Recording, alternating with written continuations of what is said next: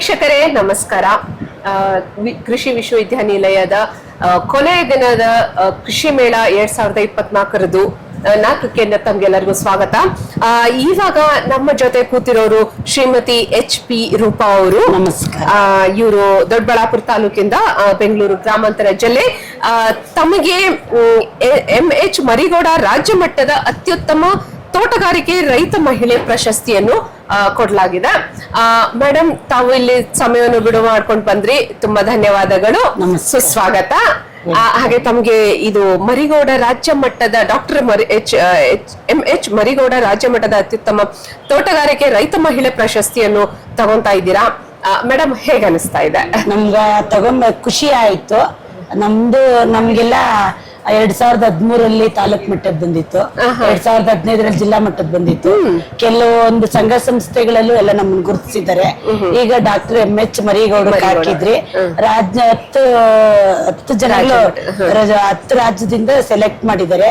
ನಮ್ಗೆ ತುಂಬಾ ಖುಷಿ ಆಯ್ತು. ನಮ್ಗ ಇವ್ರು ಇಲ್ಲೊಂದು ಬಹುಮಾನ ತಗೊಬೇಕು, ಒಂದ್ ಸರ್ಟಿಫಿಕೇಟ್ ಅನ್ನೋದು ನಮ್ಗ ಭಾರಿ ಖುಷಿ. ಅದ್ರಲ್ಲೂ ವ್ಯವಸಾಯ ಅನ್ನೋದಾದ್ರೆ ತುಂಬಾ ಖುಷಿ ಆಗ್ತದೆ. ಮೇಡಮ್, ಒಬ್ರು ಮಹಿಳೆಯಾಗಿ ಇಷ್ಟೊಂದು ಸಾಧಿಸಿದಿರಾ. ತಾವು ತಮ್ದ ಪಯಣದ ಬಗ್ಗೆ 1-2 ಸಂಕ್ಷಿಪ್ತವಾಗಿ ನಮ್ಮ ಪ್ರೇಕ್ಷಕರಿಗೆ ಹೇಳ್ಬೇಕಂತ. ನಾವು ಮಹಿಳೆಯರಂದ್ರೆ ಬರೀ ಅಡಿಗೆ ಮಾಡ್ಕೊಂಡು ಮನೆಯಲ್ಲಿರೋದೆ ಅಷ್ಟೇ ಕಾಲ ಕಳೆದ್ರೆ ವ್ಯವಸಾಯದಲ್ಲಿ ಏನ್ ಲಾಭ ಇಲ್ಲ.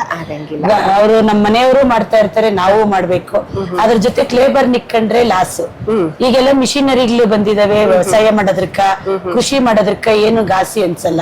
ಆಗಿನ ಕಾಲದಾಗ ಆದ್ರೆ ಎಲ್ಲ ಉಳುಮೆ ಮಾಡ್ಬೇಕಾಗಿತ್ತು. ನೇಗಿಲಲ್ಲೇ ಉಳುಮೆ ಮಾಡೋದು. 1 ಎಕರೆ ಆರಂಭ ಮಾಡಕ್ಕೆ ಕಷ್ಟ ಅನ್ಸೋದು. ಅವಾಗೆಲ್ಲ ಹೈಬ್ರಿಡ್ ತಳಿಗಳಿರಿಲ್ಲ. ಈಗೆಲ್ಲ ಒಳ್ಳೊಳ್ಳೆ ಇಳುವರಿಗಳು ಬರಂತದ್ದು ಎಲ್ಲ ವಿಜ್ಞಾನಿಗಳು ಕಂಡಿಡಿದವ್ರೆ. ಅದರಂತೆ ನಾವು ಅದನ್ನ ಉಪಯೋಗ ಪಡಿಸ್ಕೊಂಡು ವೈಜ್ಞಾನಿಕವಾಗಿ ಕೃಷಿ ಮಾಡೋದ್ರಿಂದ ಏನ್ ಲಾಸ್ ಇಲ್ಲ. ಚೆನ್ನಾಗಿ ಒಳ್ಳೆ ಆದಾಯ ಬರ್ತದೆ. ಆದ್ರೆ ಒಂದೇ ಮಾಡಬಾರ್ದು, ಸಮಗ್ರ ಕೃಷಿ. ಈಗ ನಮ್ ತೋಟಗಾರಿಕಾ ಬೆಳೆ ಸೀಬೆ ಇದೆ, ರೋಸ್, ಮೆರಬಲ್ ರೋಸ್ ಇದೆ, ರಾಗಿ ತಳಿ ಅದೊಂದು 8 ಎಕರೆ ರಾಗಿ ಮಾಡ್ತೀರಿ, ಹೈನುಗಾರಿಕೆ ಮಾಡ್ತೀರಿ, ಕೋಳಿ ಸಾಕಾಣಿಕೆ ಮಾಡ್ತೀರಿ, ಕೃಷಿ ಹೊಂಡ ಇದೆ. ಅದು ಎಲ್ಲ ಕೃಷಿ ಇಲಾಖೆಯಿಂದನೇ ಸಬ್ಸಿಡಿಯಲ್ಲಿ ತಗೊಂಡಿದ್ದೀರಿ. ಜೇನ್ ಸಾಕಾಣಿಕೆ ಮಾಡ್ಕೊಂತೀರಿ, ನಾಟಿ ಕೋಳಿ ಸಾಕಣೆ ಮಾಡ್ತೀರಿ. ಹಂಗ ಆತರ ಎಲ್ಲಾ ಸಮಗ್ರ ಕೃಷಿಯಾಗಿ ಮಾಡಿದ್ರೆ ಮಾತ್ರ ಕೃಷಿಯಲ್ಲಿ ಲಾಭ ಕಣಕ ಆತೈತೆ. ನಾವು ಲೇಬರ್ ಮೇಲೆ ಡಿಪೆಂಡ್ ಆಗ್ಬಾರ್ದು. ನಾವು ಒಂದ್ ಸ್ವಲ್ಪ ಆಸಕ್ತಿ ಇಟ್ಟು ಶ್ರದ್ಧೆ ಇಟ್ಟು ಮಾಡಿದ್ರೆ ಕೃಷಿಯಾಗ ಒಳ್ಳೆ ಆದಾಯ ಇದೆ. ಮೇಡಮ್, ಟೈಮ್ ಎಲ್ಲ ಹೇಗ್ ಮ್ಯಾನೇಜ್? ನಾವು ಟೈಮಿಂಗ್ಸ್ ಇಟ್ಕೊಂಡ್ರೆ, ಈಗ ನೀವು ರೈತ ಅಂದ್ರೆ ಲೇಬರ್ಸ್ ಇಟ್ಕೊಳಂಗಿಲ್ಲ ಅಂತ ಹೇಳ್ತಾ ಟೈಮ್ ಹೇಗ್ ಮ್ಯಾನೇಜ್ ಮಾಡಿ? ಟೈಮ್ ಅಂದ್ರೆ ಈಗ ನಾವು ಡೈಲಿ 5 ಗಂಟೆಗೆ ಎದ್ದೇಳ್ತೀರಿ. ನಾನು, ನಮ್ಮ ಮಗ, ನಮ್ಮ ಮನೆಯವರು, ನಮ್ಮ ಭಾವ ಭಾವನೆಂತಿ 5 ಜನ ಇದಾರೆ. ನಮ್ಮ ಮಗ ಡಿಪ್ಲೊಮಾ ಮಾಡ್ಕೊಂಡು ಕೆಲ್ಸಕ್ಕೆ ಹೋಗ್ತಾ ಇದ್ದಾನೆ. ಕೆಲ್ಸಕ್ಕಂದ್ರೆ ರೈತರಿಗೆ ಹೆಣ್ಣು ಕೊಡಲ್ಲ ಅನ್ನೋ ಒಂದು ಉದ್ದೇಶಕ್ಕೆ ಕೆಲ್ಸಕ್ಕೆ ಕಳಿಸ್ತಾ ಇದೀವಿ. ನಮ್ಮ ಮಗಳನ್ನ ನಾವು ರೈತರಿಗೆ ಕೊಟ್ಟಿರೋದು. ಈಗ ನಮ್ಮ ಮಗಳು ಅಳಿಯ ಕೂಡ ಬಂದಿದ್ದಾರೆ ನೋಡಕ್ಕ. ಹೌದಾ? ನಮ್ಮ ಮಗಳನ್ನ ನಾವು ರೈತರಿಗೆ ಕೊಟ್ಟಿರೋದು. ನಮ್ಮ ಮಗನ್ಕ ರೈತರ ಕೆಲ್ಸ ಅಂದ್ರೆ ಹೆಣ್ಣು ಕೊಡಲ್ಲ ಅನ್ನೋ ಒಂದು ಪ್ರಾಬ್ಲಮ್ ನಾವು ಕೆಲ್ಸಕ್ಕೆ ಕಳಿಸ್ತಾ ಇದ್ರಿ. ನಮ್ಗೆ ಅದೇನು ಅವಶ್ಯಕತೆ ಇಲ್ಲ. ಬೆಳಿಗ್ಗೆ 5 ಗಂಟೆಗೆ ಹೇಳ್ತೀರಿ. 6 ಗಂಟೆ ಅಷ್ಟೊತ್ಕ 3 ಹಸು, ಹಾಲು ಕೊಡೋ ಹಸು 3 ಇದಾವೆ, 3 ಪಡ್ಡಿಗಳಿದಾವೆ. 6 ಗಂಟೆ ಅಷ್ಟೊತ್ಕ ಹಸು ಕಸ ತಳ್ಳಾಕಿ ನೀರಿಕ್ಕಿ ಹಾಲು ಕರೆದು ಡೈಲಿ ಮೈ ತೊಳಿತೀರಿ. 6 ಕಾಲ ಅಷ್ಟೊತ್ತು ಬರ್ತೀರಿ. ಒಂದೊಂದ್ ಸ್ವಲ್ಪ ಕಾಫಿ ಮಾಡಿ ಕುಡ್ದು ನಮ್ಮ ಮಗ 7:30 ಗಂಟೆ ನಮ್ ಜೊತೆ ಹೂವು ಕೀಳದಿದ್ರೆ ಹೂವು ಕೀಳ್ತಾನೆ. ಇಲ್ಲ ಔಷಧಿ ಸ್ಪ್ರೇ ಮಾಡೋದಾದ್ರೆ ಔಷಧಿ ಹೊಡ್ಕೊಂತೀರಿ. ಕಳೆ ತೆಗೆಯೋದೆಲ್ಲ ರೋಟ್ರಿ ಪವರ್ ಟಿಲ್ಲರ್ ಮಾಡ್ಕೊಂಡಿದೀರಿ. ಅದ್ರಲ್ಲಿ ರೋಟ್ರಿ ಹೊಡ್ಕೊಂತೀರಿ. ಕಳೆ ತೆಗಿಯಂತದ್ದು ಅವಶ್ಯಕತೆ ಇಲ್ಲ. ರೋಸ್ ಕೀಳಕ್ಕ ಲೇಬರ್ ತಗೊಳಲ್ಲ ನಾವು. ಈಗ 800 ಗಿಡ ಹಾಕಿದಿರಿ. ದಿನ 40 ಕೆಜಿ, ಇವತ್ 40 ಕೆಜಿ ಕೀಳ್ತೀರಿ, ನಾಳೆ 40 ಕೆಜಿ, 400 ಗಿಡ ಡಿವೈಡ್ ಮಾಡ್ಕೊಂಡಿದೀರಿ. ಡೈಲಿ ಕೀಳ್ತಾ ಇರ್ತೀರಿ. ಡೈಲಿ ಮಾರ್ಕೆಟ್ ಕೊಡ್ತದೆ. ಡೈಲಿ ಒಂದೊಂದರ ರೇಟ್. ಇವತ್ತು ಇಲ್ಲಿಗೆ ಬರ್ಬೇಕು ಅಂತೇಳಿ ನಿನ್ನೆನೆ ಕಿತ್ತಿದಿರಿ. ಇವತ್ತು ಕೀಳೋದು ಪೋಸ್ಟ್ ಪೋನ್ ಮಾಡಿದಿರಿ, ನಾಳೆ ಕೀಳ್ತೀರಾ. ಅದು ಎಷ್ಟು ಮುಖ್ಯನೋ ಅದು 2ರಷ್ಟು ಇಂಪಾರ್ಟೆಂಟ್ ಇಲ್ಲಿ. ಈ ಒಂದ್ ಜಾಗದಲ್ಲಿ ಒಂದ್ ಸರ್ಟಿಫಿಕೇಟ್ ತಗೊಬೇಕು ಅನ್ನೋದು ನಮ್ಗದು ತುಂಬಾ ಹೃದಯದ ಅಷ್ಟು ಆಸೆ. ನಮ್ಗ ತುಂಬಾ ಖುಷಿ ಆಯ್ತು ಮೇಡಮ್. ನೀವೀಗ ರೋಸ್ನ ಅದನ್ನ ಕೀಳೋದನ್ನ ಇದು ಒಂದು ಸಿಸ್ಟಮ್ ಏನ್ ಹೇಳಿದ್ರಲ್ಲ, ಈ ಮಾಹಿತಿನ ನೀವು ಯಾವ ಕಡೆಯಿಂದ ಪಡ್ಕೊಂಡ್ರಿ? ನಾವು ಜಾಸ್ತಿ ಒಂದೇ ದಿವಸ ಕೀಳ್ಬೇಕಂದ್ರೆ ಲೇಬರ್ ಇಟ್ಕೊಬೇಕು. ಲೇಬರ್ಗೆ 2 ಅವರ್ ಕೆಲಸ ಮಾಡ್ತಾರೆ. ಬೆಳಿಗ್ಗೆ 7 ಗಂಟೆಯಿಂದ 9 ಗಂಟೆ ಗಂಟ ಮಾಡ್ತಾರೆ. 250 ರೂಪಾಯಿ ಕೂಲಿ ಕೊಡ್ಬೇಕು, ಕಾಫಿ ಕೊಡ್ಬೇಕು, ಅವ್ರನ್ನ ಕರ್ಕೊಂಡ್ ಹೋಗ್ಬೇಕು, ಕರ್ಕೊಂಡ್ ಬರ್ಬೇಕು.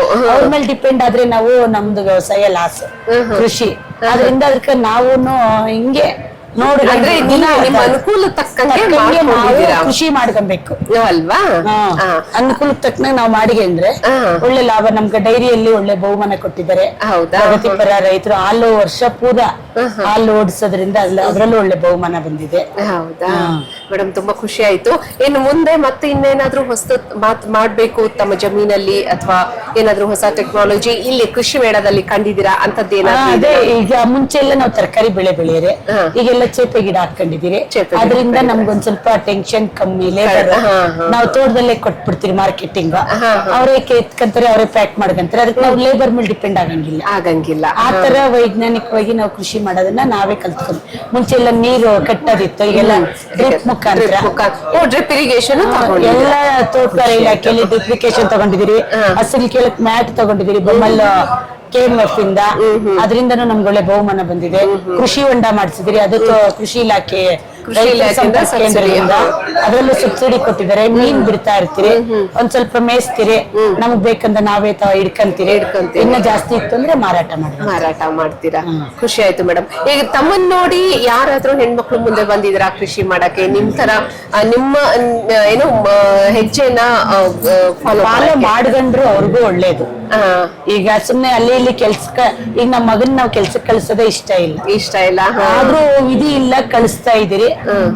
ಬೇಡ, ಮದ್ವೆ ಆದ್ಮೇಲೆ ಹೋಗೋದ್ ಬೇಡ ಅಂತಾನೆ ಹೇಳ್ತಾ ಇದೀವಿ. ಹೌದಾ?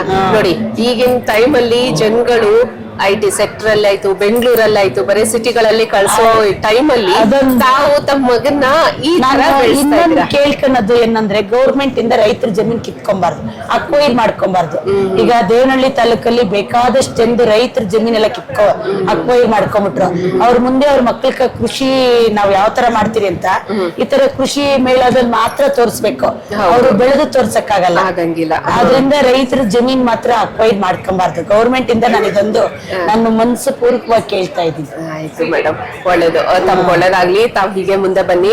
ತಾವ್ ಇನ್ನೂ ಹೆಣ್ಮಕ್ಳಿಗೆ ಮಾದರಿಯಾಗಿ ಇನ್ನೂ ಚೆನ್ನಾಗಿ ಆದಾಯ ಪಡ್ಕೊಂಡು ಇನ್ನೂ ಅವಾರ್ಡ್ಸ್ ತಗೊಳ್ಳಿ ಅಂತ ಆಶಿಸ್ತಾ, ಮೇಡಮ್ ತಮ್ಮ ಟೈಮ್ ಕೊಟ್ಟೋದಕ್ಕೆ ತುಂಬಾ ಧನ್ಯವಾದಗಳು. ಹಾಗೆ ತಮ್ಮ ಅವಾರ್ಡಿಗೆ ತುಂಬಾ ಅಭಿನಂದನೆಗಳು. ನಮಸ್ಕಾರ.